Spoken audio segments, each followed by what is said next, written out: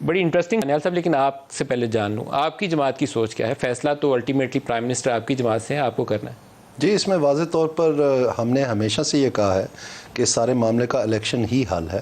یہ کوئی نئی بات نہیں ہے، ہم پچھلے 2 سال سے یہ کہتے چلے آ رہے ہیں اور ابھی بھی جو الیکشنز کب؟ ابھی بھی یہی موقف ہے. اور الیکشن سے سب سے زیادہ تو چاہت پاکستان مسلم لیگ نون کو ہے کہ الیکشن ہو.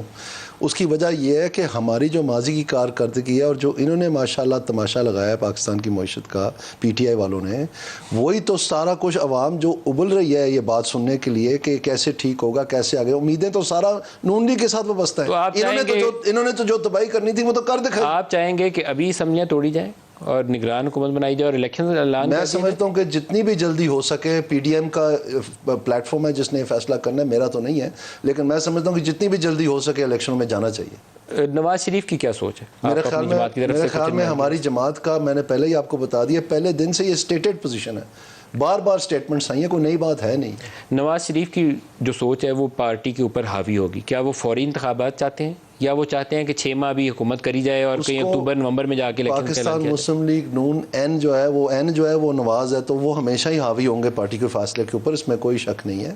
آپ درست فرما رہے ہیں، وہ رہبر ہیں ہر طریقے سے، وہ ہم پارٹی میں فیصلہ وہ فوری چاہتے ہیں نگران سیٹ اپ. میں نے آپ کو بار بار یہ بات کہی ہے کہ جو جتنی جلدی ہو سکے، اب اس کو لفظ فوری کر لیں، اس کو لفظ کچھ اقدامات کے بعد کر لیں، جو بھی آپ کر لیں. جی ہم تو پہلے دن سے کہتے رہے ہیں.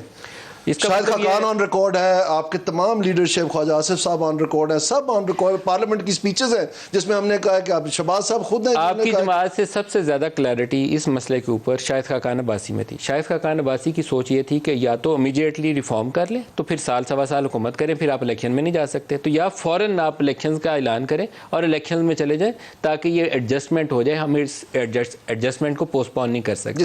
اس میں بہت وزن ہے اس بات میں. ان کی لاجک میں وزن ہے. نہیں، اس کی وجہ یہ ہے کہ جو یہ گندگی کا ٹوکرا جو پی ٹی آئی نے اکٹھا کیا ہے پاکستان کے اوپر، جو پھینکا ہے، یہ اس کی ذمہ داری پی ٹی آئی لینا. جی وہ کیوں نہیں لے رہے اس چیز کی ذمہ داری؟ وہ آ کے بتائیں عوام کو کہ کیا ستیہ ناش کیا ہے. آپ مجھے بتائیں کہ کوئی ادارہ انہوں نے چھوڑا ہے، کوئی معیشت کی حصہ انہوں نے چھوڑا ہے جو کہ بچا ہوا ہے؟